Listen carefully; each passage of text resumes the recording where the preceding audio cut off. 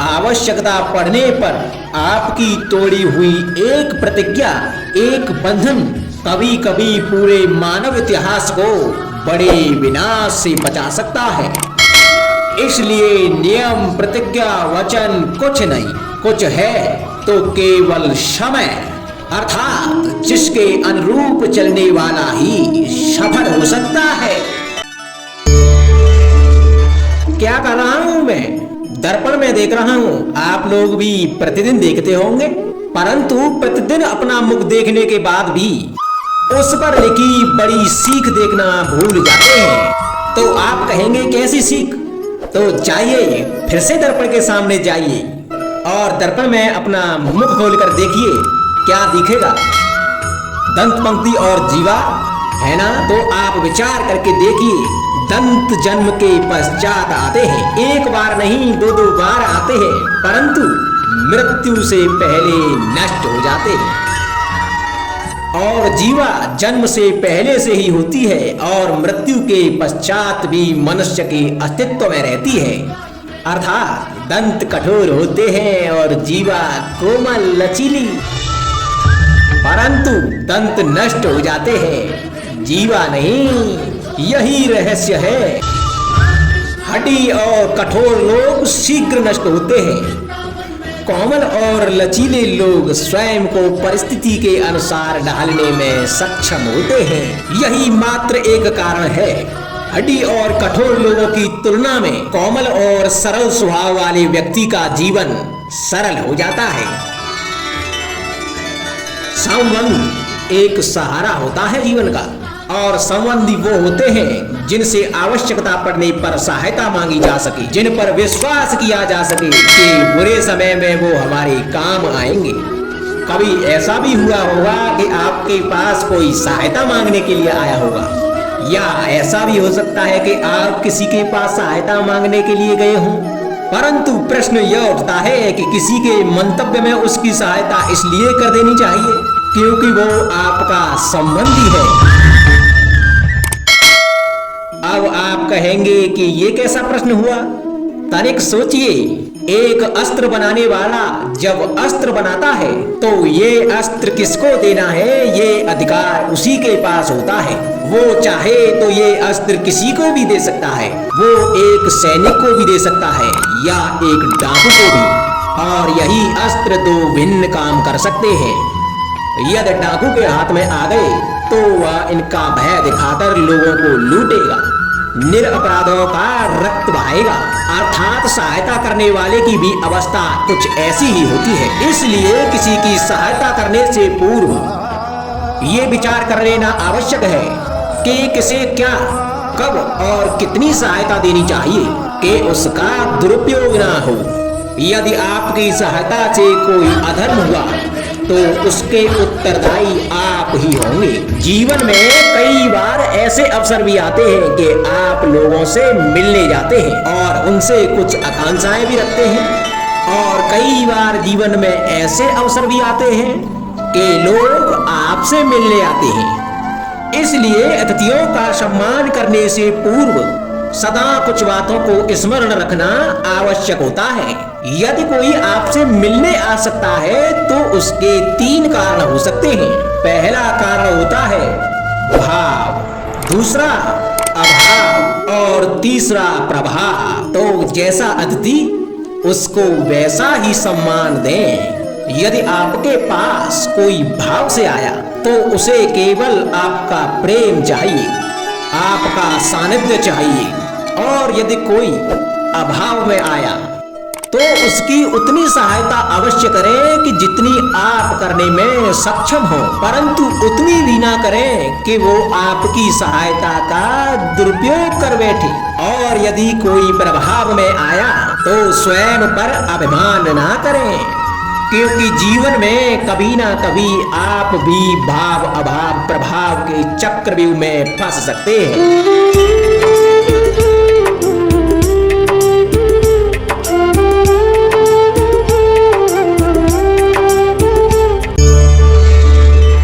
कभी आप ब्रह्म मुहूर्त में जगे हैं? जग कर देखिए, संध्या होने के पश्चात जब रात्रि का अंधकार सारे संसार को धीरे धीरे अपने अंधकार में निगलने लगता है, तो यही अंधकार ब्रह्म मुहूर्त में भोर होने से ठीक पूर्व तनिक अधिक काला हो जाता है।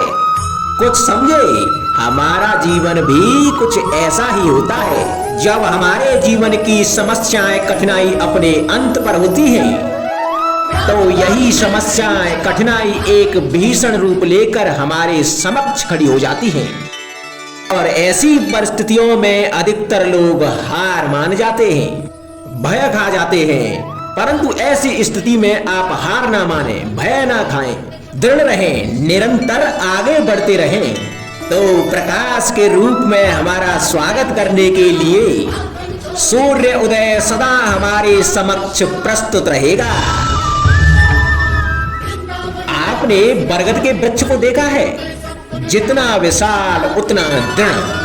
पतझड़ में वो सूख जाते हैं, परंतु दुर्बल नहीं होते, टूट कर गिरते नहीं।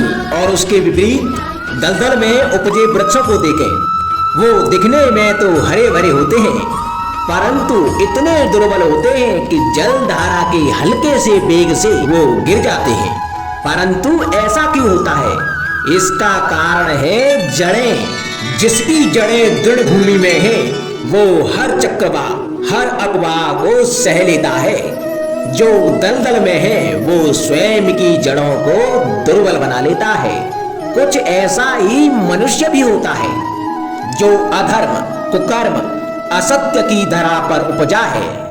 वो कठिन समय की एक मार भी नहीं सह पाता। और जो मनुष्य सत्य और धर्म की धरा पर उपजा है, वो हर समस्या से जूझ कर आगे निकल जाता है और सफल हो जाता है। अब आप पर निर्भर करता है कि आप क्या बनना चाहते हैं। हमारे जीवन में मित्र और शत्रु बड़ा ही महत्व रखते हैं।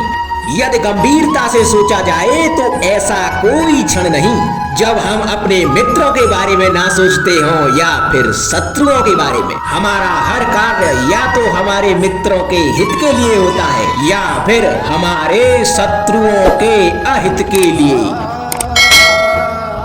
हम हर स्थान या तो अपने मित्रों के साथ होते हैं या फिर अपने शत्रुओं के साथ। कोई नहीं चाहता कि उनका शत्रु प्रसन्न रहे।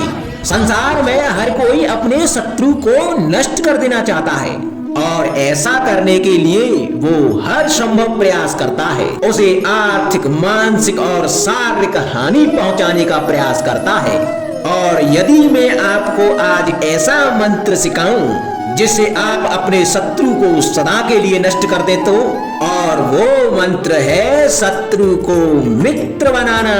अपने सभी शत्रुओं को अपना मित्र बना लीजिए और आपके सारे शत्रु स्वतः ही समाप्त हो जाएंगे। राधे राधे।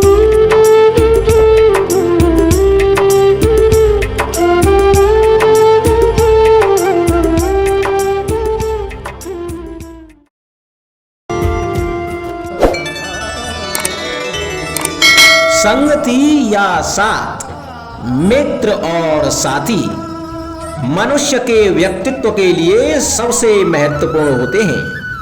अब आप कहेंगे कि ये कैसे? मनुष्य अवश्य अपने व्यक्तित्व के लिए उत्तरदायी होता है, परंतु मनुष्य संगति में ना चाहते हुए भी उसका व्यक्तित्व संगत की भांति हो जाता है। इन पात्रों को देख रहे हैं आप? मध्य में जल रखा है, इसमें दूध और इसमें मलिन कीचड़ रखा है। यदि मैं इस जल को दूध में मिलाता हूं तो यह जल दूध बन जाता है, और यदि इसी जल को इस मलिन कीचड़ में मिलाता हूं तो यह जल या मलिन कीचड़ में परिवर्तित हो जाता है। हाँ, ऐसी कोई युक्ति नहीं कि जल बिना घुले मिले दूध या कीचड़ में अपना अस्तित्व बनाए रखे या इनसे अलग बना रहे। और ठीक ऐसा ही मनुष्य के जीवन में भी होता है कि यदि एक गुणहीन व्यक्ति गुणवानों की संगत में बैठे तो उसे भी गुणवान समझा जाता है। सम्मान का पात्र समझा जाता है। और यदि एक गुणवान व्यक्ति गुणहीनों की संगत में बैठे तो उसे भी तिरस्कार मिलता है। इसलिए अपने जीवन में संगति सोच समझकर सावधानी से चुनिएगा। कभी खेत में किसी किसान को खेती करते देखा है? वो उसे सींचता है, जोतता है, पशु पंछियों से खेत की फसल की रक्षा करता है। परंतु एक बात का वो सबसे विशेष ध्यान रखता है कि कहीं खेत में खरपतवार न उग जाए, क्योंकि एक खरपतवार का लान खेत की सारी फसल को नष्ट कर सकता है। ठीक उसी प्रकार यदि वंश की कोई संतान खोटी निकल जाती है तो वह समूचे वंश का सर्वनाश कर देती है।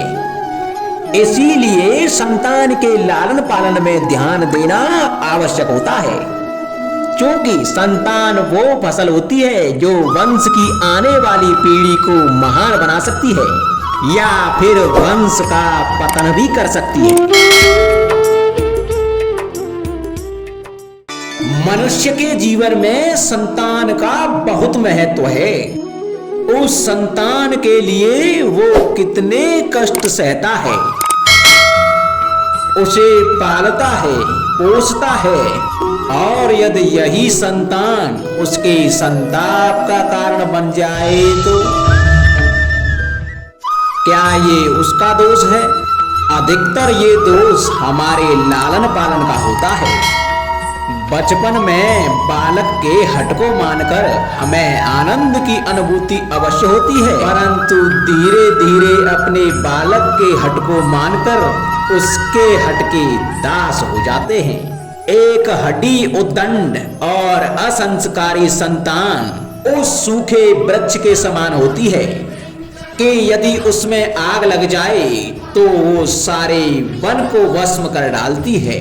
और स्मरण रहे, जब उसमें अग्नि लगती है तो वह सबसे पहले स्वयं के घर को ही भस्म करती है। इसलिए जब आवश्यकता हो तो अपनी संतान के हठ का विरोध करें, उसे रोकें, क्योंकि समय रहते ऐसा ना किया गया तो भविष्य में इस समस्या के परिणाम गंभीर हो सकते हैं। प्रतिज्ञा, वचन, ये सब मनुष्य ने समाज को सही दिशा में रखने के लिए बनाए हैं। वो मनुष्य ही क्या जिसके जीवन में नियम ही ना हो, जिनका वो पालन ना करे, परंतु समय के साथ चलने के लिए नियमों को भी बदलना आवश्यक होता है, क्योंकि ये आज का समय ही तो है जो बीत जाने के बाद इतिहास बन जाएगा। यदि आवश्यकता पड़ने पर नियम और प्रतिज्ञा भंग न की जाए, समय की मांग के प्रतिरूप अपनी प्रतिक्रिया न बदली जाए, तो इतिहास हमें कभी क्षमा नहीं करेगा। आवश्यकता पड़ने पर आपकी तोड़ी हुई एक प्रतिज्ञा, एक बंधन कभी कभी पूरे मानव इतिहास को बड़े विनाश से बचा सकता है। इसलिए नियम, प्रतिज्ञा, वचन कुछ नहीं, कुछ है तो केवल समय, अर्थात जिसके अनुरूप चलने वाला ही सफल हो सकता है। कभी किसी पंछी को घोंसले की नींव बनाते देखा है? अथक परिश्रम करके तिनका तिनका बिटोर के वो पंछी अपना घर बनाता है, अपनी संतान के लिए एक सुरक्षित घर बनाता है। और कहीं से तीव्र आंधी आती है, बारिश आती है और उसका घर तिनका तिनका करके बिखर जाता है। फिर वो पंछी रोता नहीं, ना ही विलाप करता है, वो बिना विलंब करे फिर से अपना घोंसला बनाना प्रारंभ कर देता है और सफलता पाता है। फिर हम क्यों छोटी छोटी असफलता से भयभीत होकर परिश्रम करना छोड़ देते हैं? एक बात सदा स्मरण रखना, हर वृक्ष कुल्हाड़ी की एक मार से नीचे नहीं गिरता, हर चट्टान घन के एक प्रहार से नहीं टूटती। सफलता पाने के लिए अनावृत परिश्रम करना मात्र एक मार्ग है। स्वीकरण, सत्य का स्वीकरण मनुष्य के लिए बहुत ही महत्वपूर्ण है। जब तक मनुष्य सत्य को स्वीकार नहीं करता तब तक उसे असत्य से लड़ने की शक्ति प्राप्त नहीं होती। जब आप भोजन करते हैं तो क्या होता है? आपका पेट स्वीकारता है कि वो भर चुका है और आप भोजन करना बंद कर देते हैं। जब आपको निद्रा आती है तो क्या होता है? आपका मन स्वीकारता है कि आपका शरीर थक चुका है और उसे विश्राम की आवश्यकता है। उसी प्रकार जब आपको किसी व्यसन को रोकना हो तो आपको स्वीकारना होता है कि बहुत हो चुका। चाहे वो लालच हो या मदिरा पान, उस व्यसंग का त्यागना तभी प्रारंभ होता है जब आप यह स्वीकार कर लेते हैं कि आप उस व्यसंग के बंधन